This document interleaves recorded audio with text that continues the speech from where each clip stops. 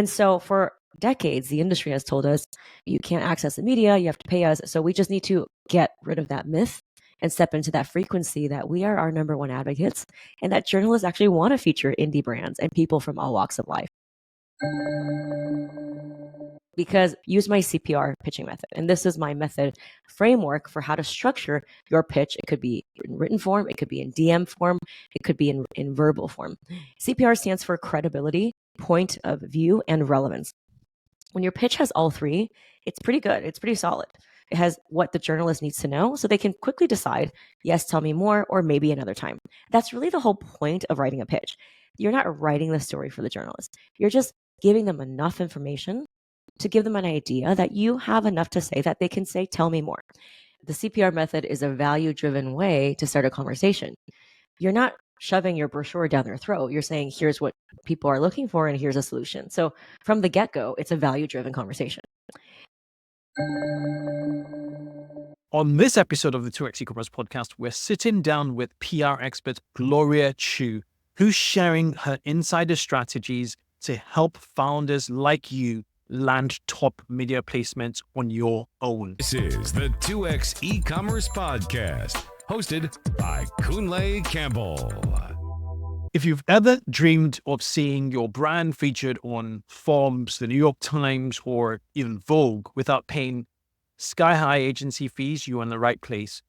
On this episode of the 2x eCommerce podcast, we're sitting down with PR expert Gloria Chou, who's sharing her insider strategies for landing top media placements on your own.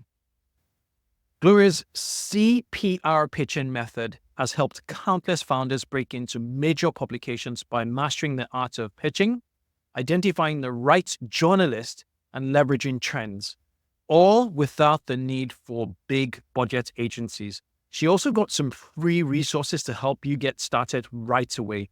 So stay tuned to learn more about those towards the end of the episode. And don't forget to follow the 2x eCommerce podcast on your preferred platform to keep up with our weekly insights and interviews that help you grow your brand.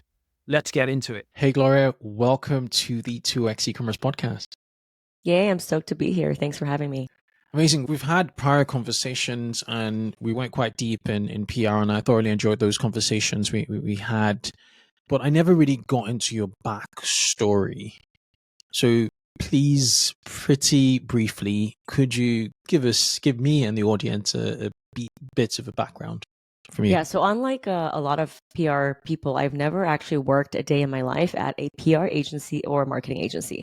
I actually used to be a US diplomat. And so when I was looking to change careers, I was actually quite miserable being a bureaucrat. I knew I wanted to be an entrepreneur and I knew I wanted to be in PR because I was that unofficial hype woman for everyone. I always joke that like my alter ego is like a hip hop MC because I just love to hype people up. And I probably applied for 1,000 PR jobs. I was a strong writer, a strong communicator. And the thing is that nobody would hire me because I realized that the industry, the PR agency, was a very kind of traditional model where they wanted someone from that cookie cutter experience. And very quickly, I realized that this industry was not only was it very traditional, it was very gate kept as well. And so I had to just get like a really small, tiny client, which was a friend. And he worked at the startup that I had no idea about. I think it was like fintech AI something. And he's like, yeah, if you can get us on CNBC and Wall Street Journal and New York Times, we'll give you a couple $100 here and there. And so I only got paid if I got them featured. And because I had no PR experience, remember this, I didn't know any journalist. And I just had to literally, I kid you not, put in the Google search bar, newsroom, New York Times, and I had to dial 0 for the operator and cold pitch thousands of times, getting phones slammed in my face, putting together email addresses, throwing spaghetti on the wall until I got my clients a response. And so I think from being an outsider, an absolute outsider who had no connections to any journalist and cold pitching, I started to pick up on the patterns on when that someone would stay on the phone with me without hanging up. Or how can I get a journalist who has never met me to respond to say, tell me more? And I ended up getting my clients on Wall Street Journal and CNBC and Fortune and Financial Times.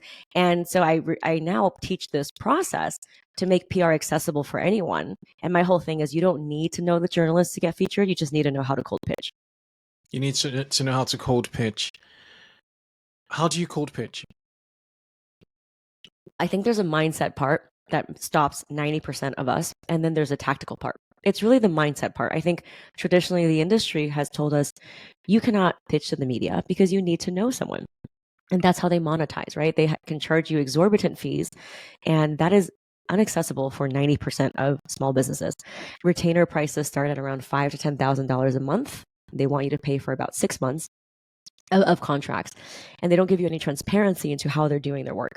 But basically, you need to understand that like journalists want to talk to you, the founder.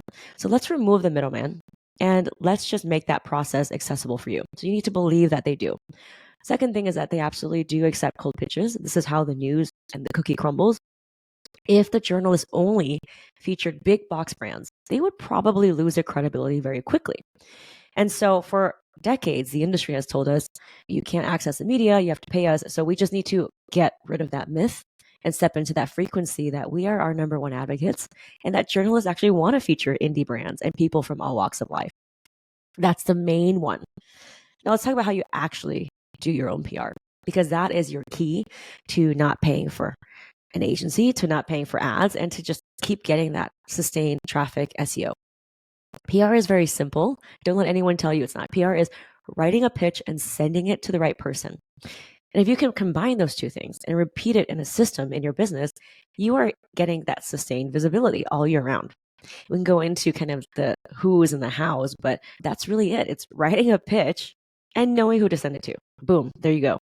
Okay. Writing a pitch.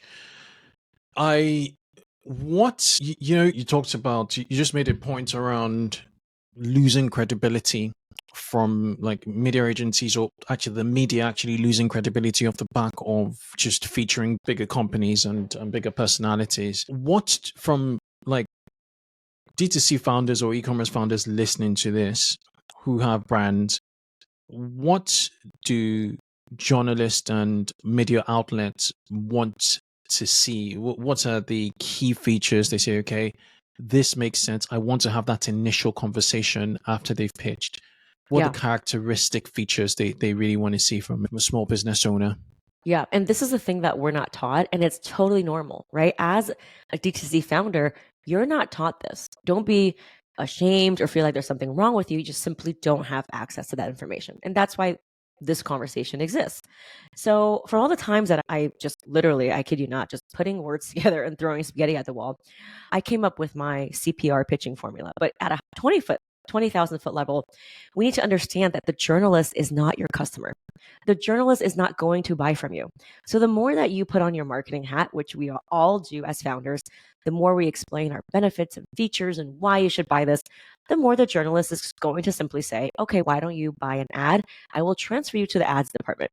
And so in order to bypass buying for an ad, what does that mean? It means that we have to take off our marketing hat and put on a different hat. It's a different way of communicating that is new to us, but it can be learned.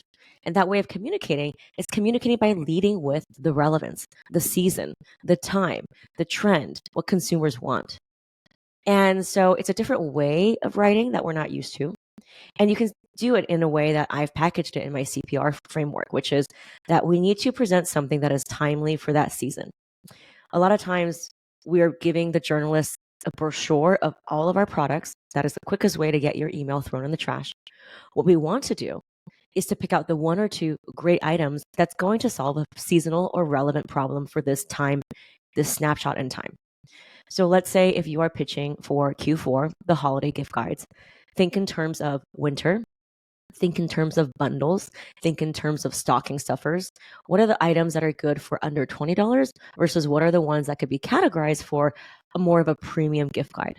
If it's something in the fall, if you make skincare, it could be fresh, citrusy things that don't weigh your skin down.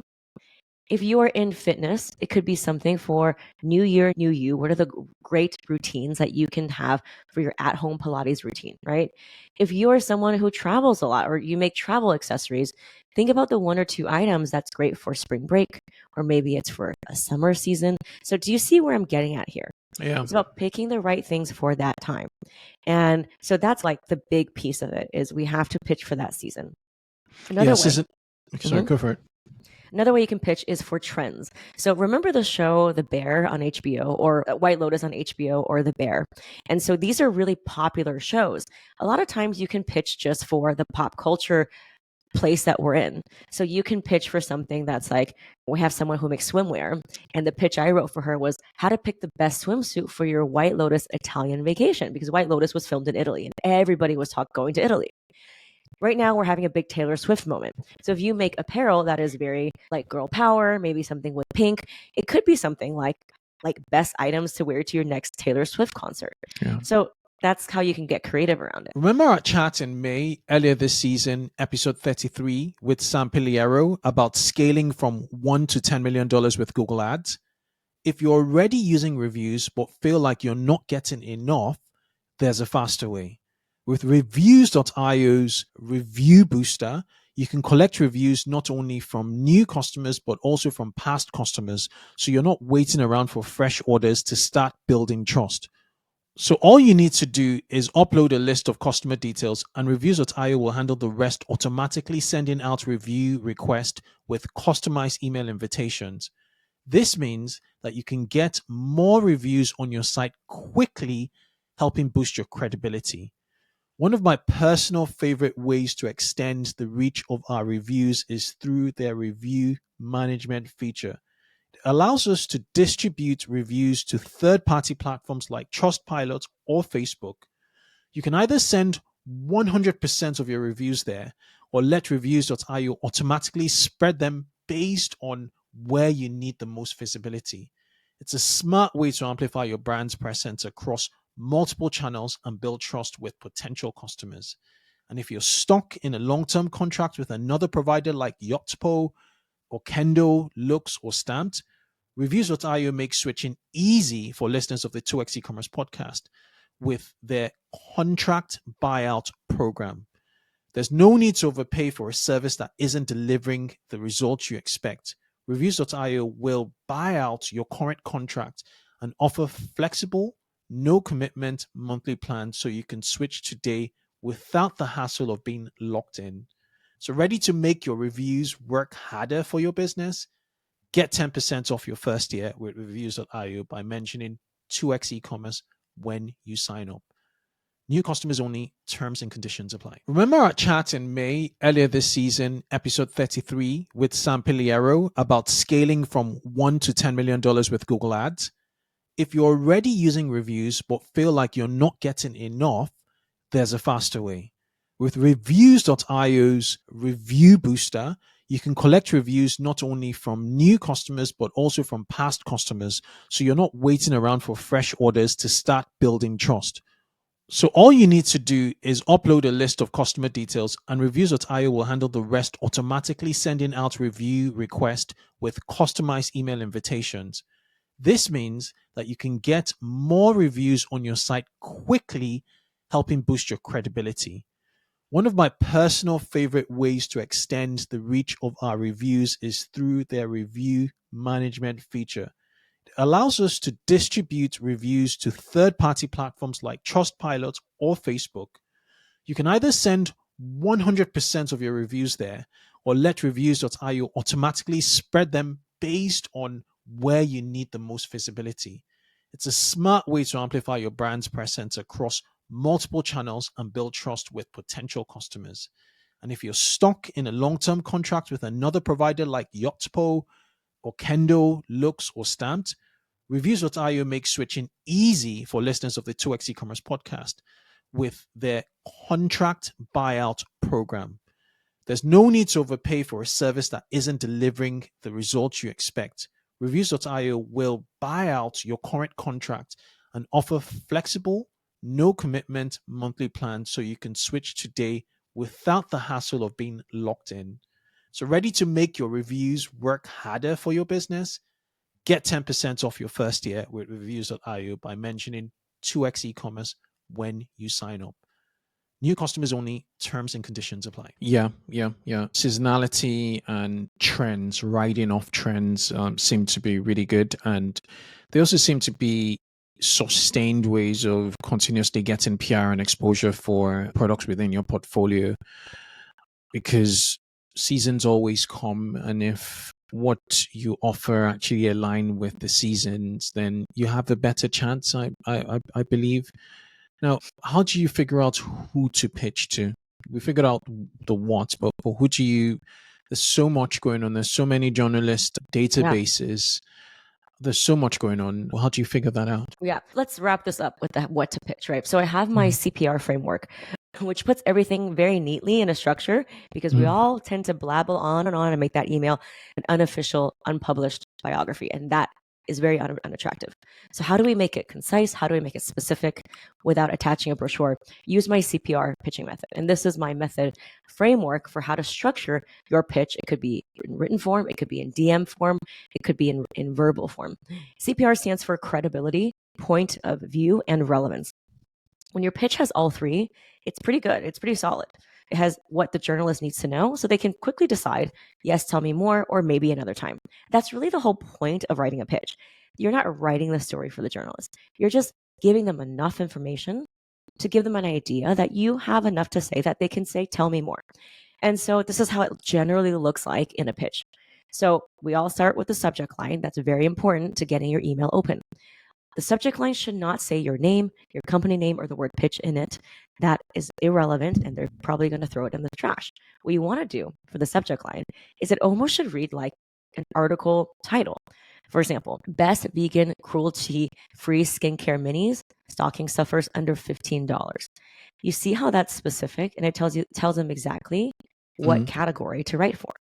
Best back to school all purpose pencil cases for the messy child in your life, right? See how that is very specific. So that's the subject line. Let's get into the email.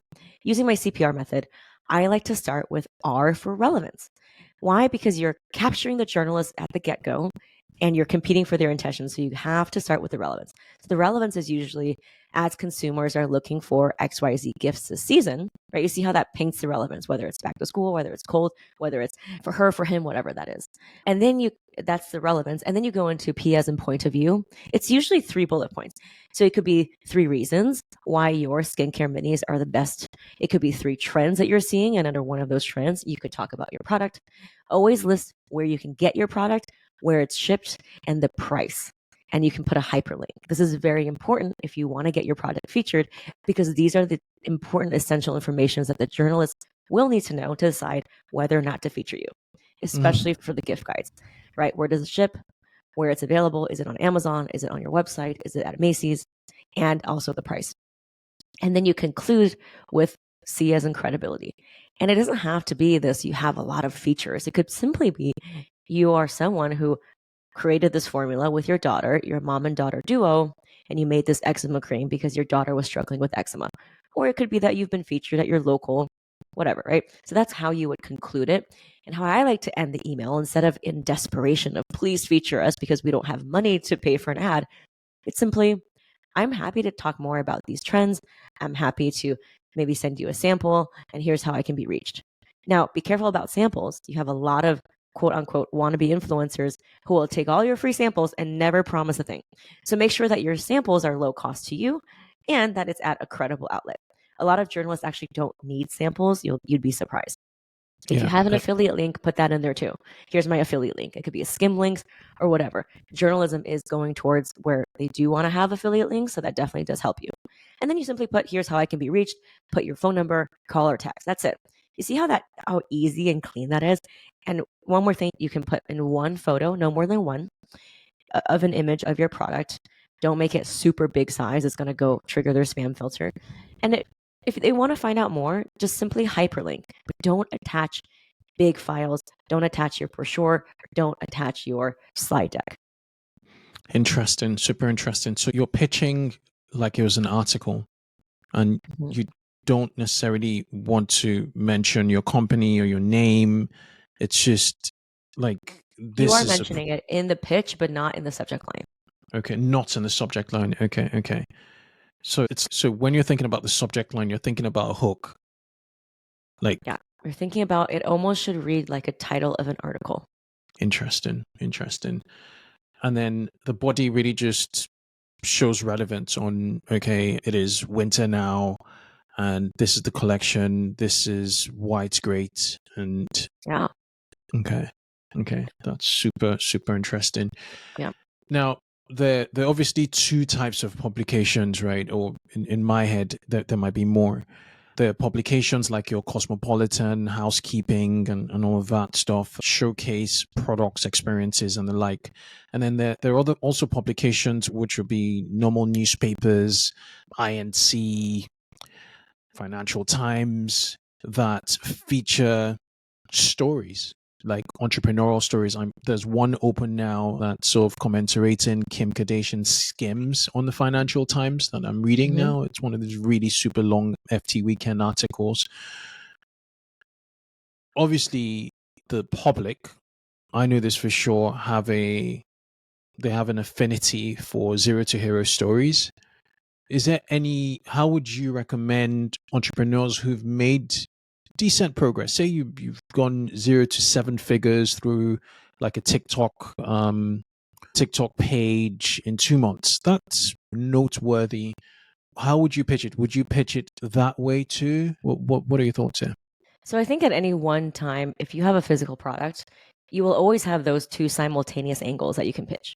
One is more long form and one is more about the product. Now, there are some overlaps. There are some product gift guides that will go into your story a little bit.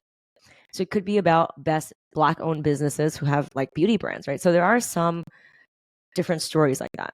Now, for a longer article, yes, you can definitely pitch something that goes more into your story and why it's important, your mission and your why. You're obviously going to want to have a track record. So data is important. And that usually is more convincing when you have made 7 figures ARR, but not always, right? Because you might be doing something in a very interesting way that no one's done before. So I definitely do want you to put that, even if it's a gift guide pitch, you can put it in the credibility part.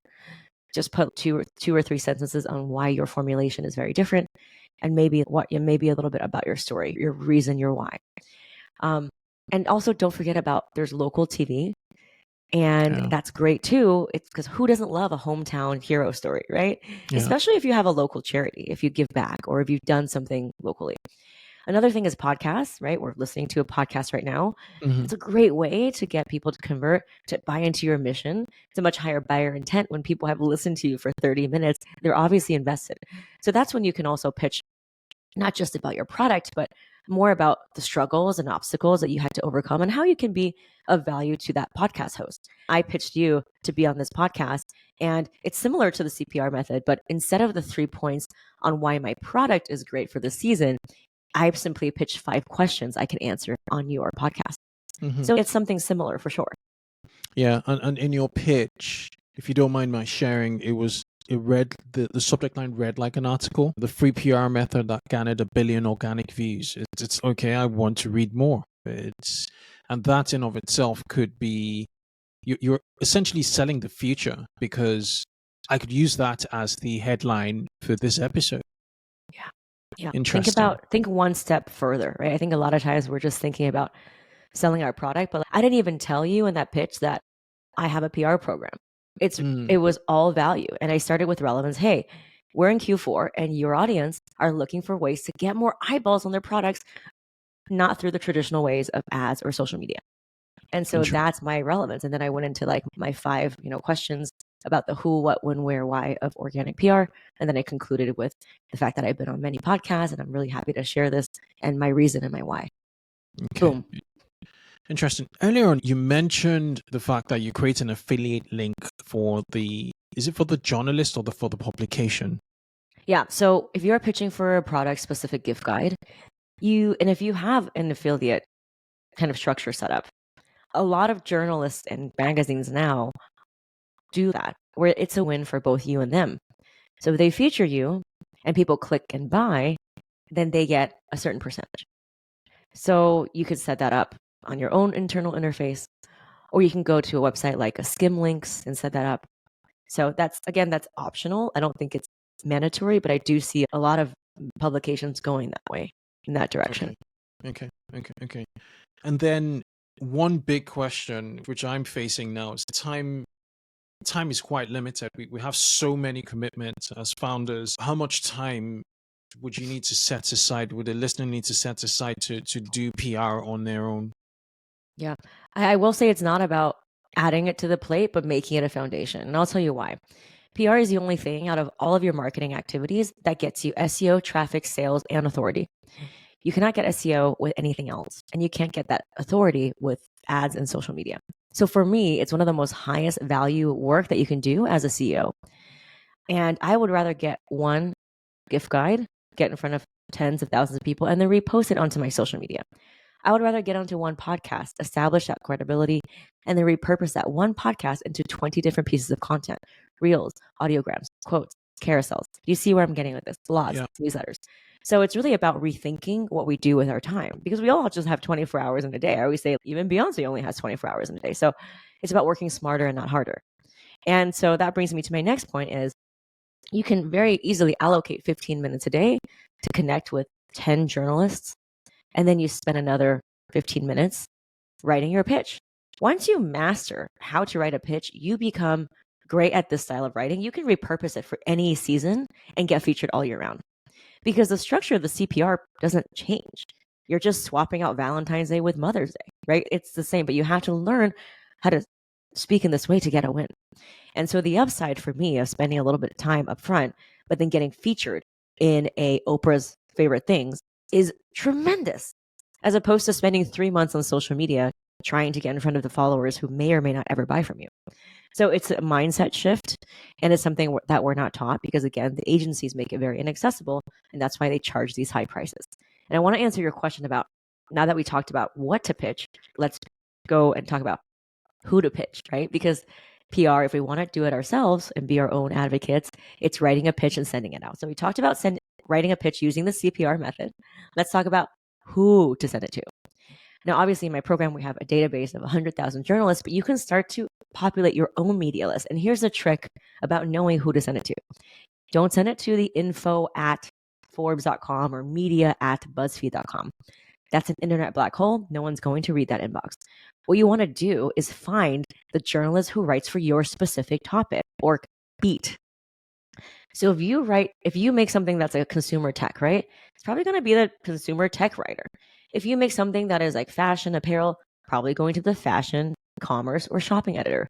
If you make beauty, home, self-care stuff, it's probably going to be the beauty or wellness writer. Do you see where I'm getting at with this? Mm-hmm. You want to be specific to that person. And here's how we can start to populate our own media list. You can literally right now, after this, go into the Google search bar and type in Google News Alert, and Google will ping you with all of the digital articles that is written about your keyword.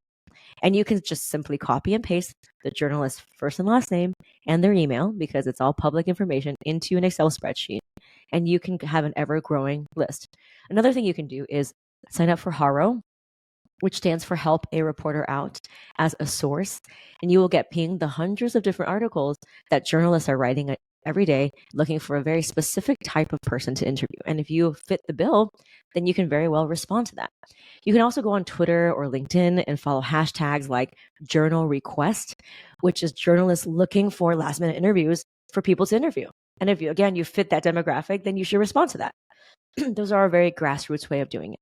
So there you have it. You have your CPR method, which is how to write a pitch. And then you have your grassroots way, which I just showed you, on who to send it to you. And then you put the 2 and 2 together and you can repeat it as a system. Interesting. And then what about building relationships with these people long term? Because I have a handful of journalists who have covered, whether it's this podcast or covered insights I've provided them to help build their story. And sometimes when they're pressured for a story, they just reach out to me because they know I'm that e-commerce guy that helped them in 1 or 2 articles in the past. And so that's a relationship. Although it's driven by them, it's a relationship, right? So how do founders listening to this or marketing teams listening to this that want to handle their PR kind of manage and nurture the relationships with journalists over time? I love what you said about that, because it's not a one and done. If you get featured once, you are living proof that if you get featured once, you can get featured over and over again. So again, talking about the upside of PR is tremendous. It's always a relationship, right? Because the CPR method is a value-driven way to start a conversation. You're not shoving your brochure down their throat. You're saying, here's what people are looking for and here's a solution. So from the get-go, it's a value-driven conversation. And you can also use social media to follow up. And follow up is so important. A lot of people, because it's very, again, unnatural to pitch, they send one email, maybe they'll listen to this and send one email using the CPR method and go run and hide in their bedroom. And I'm telling you right now, you have to follow up. You have to keep following up, be persistent in a very kind, persistent way. And so I say you always want to follow up once a week. And again, as the season and the headlines are changing, you can refresh your subject line. You can say, hey, I just wanted to follow up with this. Now we're getting closer and closer to Halloween. People are looking for X, Y, and Z, like festive gear. Let me know if you received that email. And you can also follow up with them on DM, because journalists are on these platforms and they're writers. And so what better way to connect with them than compliment them on the latest article they wrote, or say, hey, I loved your piece about X, Y, and Z. And it's a very interesting perspective. I would love to suggest a follow-up story. I actually sent you a DM. So you're just keeping that conversation going. And once you have that one feature, the best part is that you can get featured over and over again. And then you can actually ask the journalist, I'm thinking about pitching for this season. Do you know of a journalist who would be interested? And then all of a sudden they can introduce you to people in their network. So journalists are very friendly people. They're very fast people. They have a lot of deadlines. And so the best way you can be of use for them is pitch using the CPR method, and then just respond quickly and just see how you can be a resource for them as they're writing so many articles. Mm-hmm. What about delegation? So one of the things that pops into my head is some people be like, I have an EA or a marketing person. Can we just create systems, essentially? They just employ the CPR system and give them the system to act on my behalf? Yeah, that's a great question. We actually teach this in our program. And the best thing is once you master the CPR method, you can create it as a system and have an EA send out 10 times more pitches, right? I actually have someone whose job is just to send out podcast pitches so that I am on a podcast every single week. That is my benchmark for her. So we can absolutely do this. And what I would recommend is have a different email. You don't have to have a new email, but don't have that pitching email be the same as your customer service inbox. So it could be like a team @ or an info @ I like team @. So all of my pitches are monitored by an inbox that's team@gloriachowpr.com. And I have my assistant pitch as me. Do not pitch as a third-party agency. Just pitch as yourself. Journalists want to talk to you. And just have an email tracking device on there. It's very cheap. You can get a Chrome extension plugin. Just type in email open tracking. And that way you can monitor which emails are being opened. So then you can see the progress and also the result. A lot of times we make a lot of drama in our head about, oh, the journalist hates me because they're not responding. And it's they actually don't even know you and they haven't even opened the email. So that could be a deliverability issue. It could be they're not there anymore. It could be your subject line needs to be better. So let's solve for the right problem. So get some analytics around, is your email being opened? Now, if it's being opened, that's a good thing. It means that, okay, they read it. That's when you go in with the follow-up. And if they keep opening it many times, and the software will tell you if someone has been opening it many times, that's a really good sign that they like your story. They're just trying to find a place for it. And that's when you would keep them warm, comments about their articles, and just build that relationship. So having that data and having a separate inbox to monitor that is absolutely huge for you working with your VA. Yeah, it makes sense as in monitoring, and if they open it over and over again, it's an indicator that they're finding a place for your email. And then with the processes, when you outsource the processes to your EA. No, actually, I want to ask. So you just mentioned something that you're on a podcast every single week. So my goal, whatever that benchmark is, I want to get on 4 podcasts per month. Wow. So I work backwards from there. It's a volume game. So if I want to get on 4 podcasts per month, she needs to send out 20 to 50 pitches, right? Now, obviously, now I've been on many podcasts, so it becomes much easier. I've been very streamlined and precise with the way I pitch. I know exactly. But when you start out, it's a volume game. And it's dating. It's like sales, really. The more pitches you send, the more you're going to get a response. And I always say everything you want is on the other side of that send button. And a lot of times, beginner people who are just starting this PR, they just simply don't have the volume to be able to get onto those podcasts and features. So a lot of times we think it's us, and it's not us. It's not that your product is not newsworthy. I've written pitches for bath salts and candles and towels, and they all get featured. So it's not about how newsworthy your product is. It's just that you simply haven't done the work to have enough volume. So remember that. And we all start somewhere. But once we build up that muscle and we get really good at understanding what the news trends are, and by the way, just be a good steward of the news. Like, we're all on our iPhones, monitor the news, monitor the trends, see what celebrities are doing. That's going to give you a lot more ideas to pitch. We had someone who was in the bridal industry, and Sophia Richie's wedding was trending. She was on all the magazines, from her makeup to her jewelry. It was a moment. And so the pitch that anyone in the bridal industry was doing was related to Sophia Richie, right? That was what I suggested. And that really got people's attention because that was trending at the moment. So be a good steward of the news, understand what's happening, and that'll just give you a lot more tools in your arsenal to be able to strike up a conversation with the journalist and speak in their language. Yeah. I like the trends bit. And just going to you being featured on podcasts, what's been the impact of turning up to getting featured on 4 podcasts every month? There are different seasons in business, right? So I don't want you to feel overwhelmed. I think there's a lot of people listening that's, oh, I'm never going to do that. Like, I spent the first 6 months of this year in a different season of my business. So it was systems, it was hiring, and I was not focused on visibility. And now in Q4, I decided, okay, I am ready to pivot and do more of these appearances. So now I am in a season of visibility. And so using a lot of the momentum that I had from last year, I'm simply going back to my media list and then refreshing the angles and swapping out Valentine's Day for Q4. And I'm setting the same pitch, right? So it's the same method, but I'm just pitching in a way that's very relevant to you. Because if I were to pitch you around, I don't know, February, the pitch would probably be something about 2025 trends.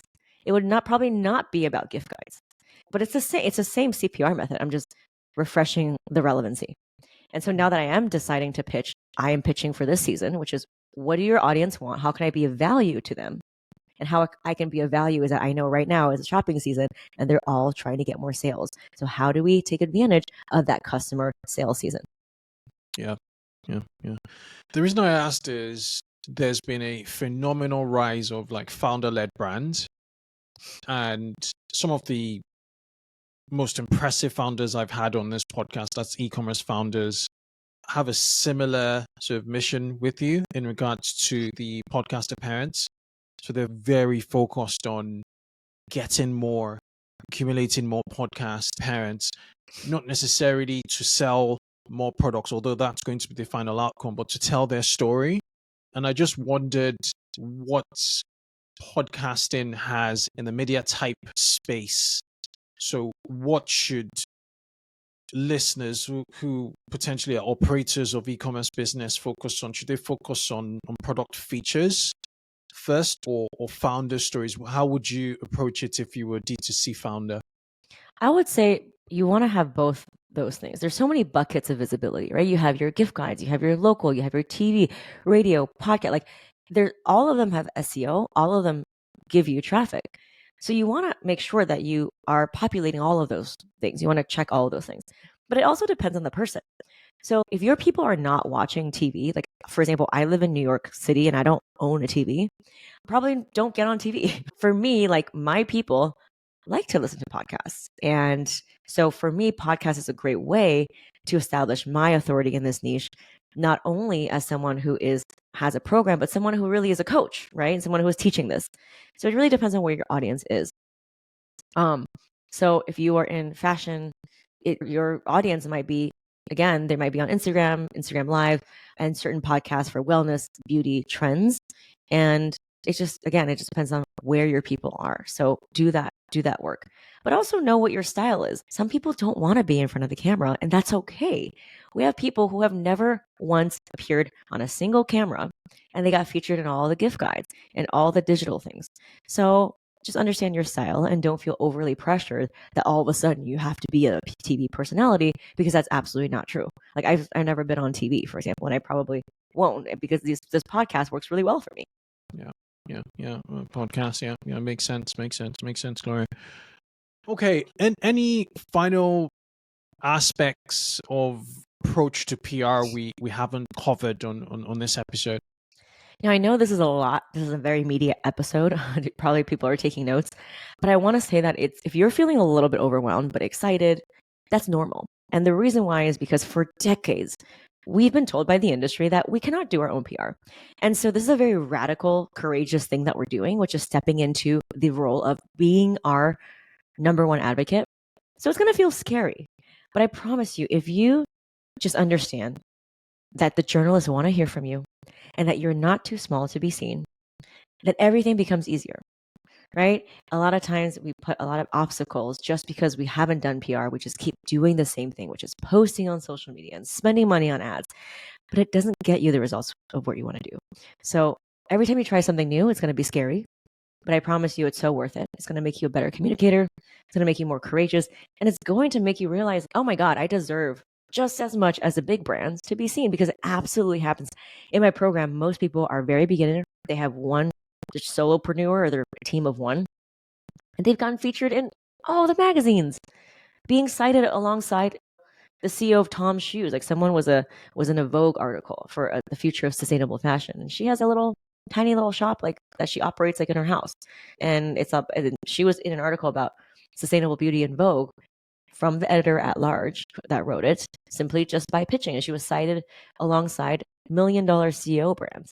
So it absolutely is necessary for you to put your diverse viewpoint in there. So do it. Yep.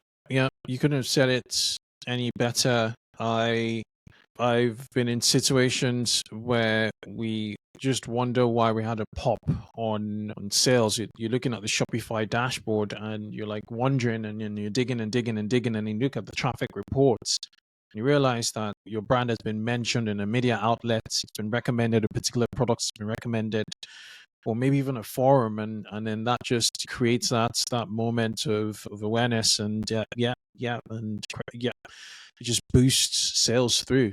So yeah, thank you. Now, for people who want to find out more about your CPR method, who just want to find out more about you, do you have where should they go, and do you have any special offers to listeners of this podcast to essentially get started with their own PR?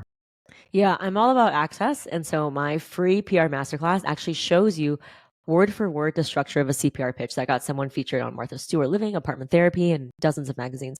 You can watch that on demand for free at gloriachoupr.com/masterclass. That's Gloria, CHOU, PR.com/masterclass. I also have a gift guide freebie, which outlines the 10 best angles that you can get featured in a gift guide. Remember, we talked about trends, we talked about seasonal. That is all in there. So you can go to gloriachoupr.com/gift guide, and you can DM me the word pitch on Instagram and let's start a conversation. I'm on Instagram at Gloria Chou PR, and I love to learn about your business and help you workshop these angles. I just love coming up with angles even in my sleep. So just shoot me an Instagram DM and I will answer. Thank you very much, Gloria, for coming on the 2x eCommerce podcast. I will link to all the resources you mentioned. Yeah, I learned a thing or two about doing my own PR myself, and appreciate it.